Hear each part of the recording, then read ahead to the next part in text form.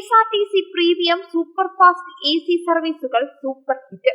120 പുതിയ ബസ്സുകൾ കൂടി നിരത്തിലേക്ക്. കുറഞ്ഞ സ്റ്റോപ്പുകളും ഉയർന്ന കിലോമീറ്റർ വരുമാനവും ലക്ഷ്യമിട്ട് ആരംഭിച്ച ഈ സർവീസുകൾ ചുരുങ്ങിയ കാലത്തിനുള്ളിൽ മികച്ച നേട്ടമാണ് കൈവരിച്ചിരിക്കുന്നത്. പ്രീമിയം സർവീസുകളുടെ പ്രധാന സവിശേഷത അവയുടെ കുറഞ്ഞ സ്റ്റോപ്പുകളാണ്.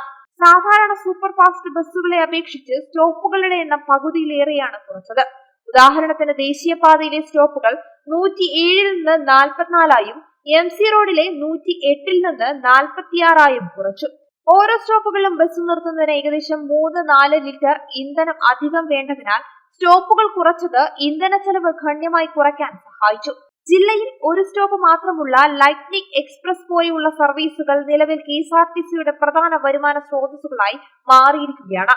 നിലവിൽ 60 പ്രീമിയം AC ബസ്സുകൾ മാത്രമാണ് സർവീസ് നടത്തുന്നതെങ്കിലും അവ നൽകുന്ന വരുമാനം വളരെ കൂടുതലാണ്.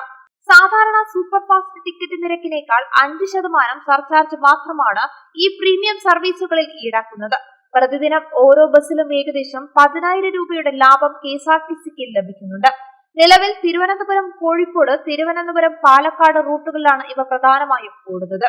ജനപ്രീതി കണക്കിലെടുത്ത് 120 പുതിയ ബസ്സുകൾ കൂടി പ്രീമിയം ഫ്ലീറ്റിലേക്ക് ഉടൻ ചേർക്കാനുള്ള ശ്രമത്തിലാണ് അധികൃതർ.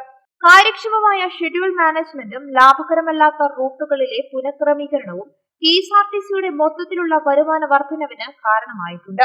വരും വർഷങ്ങളിൽ ആർട്ടിഫിഷ്യൽ ഇന്റലിജൻസ് അധിഷ്ഠിത ഷെഡ്യൂളിംഗ് സംവിധാനം കൂടി നടപ്പിലാക്കുന്നതോടെ KSRTCയുടെ സർവീസുകൾ കൂടുതൽ കാര്യക്ഷമമാകുമെന്നാണ് പ്രതീക്ഷിക്കുന്നത്.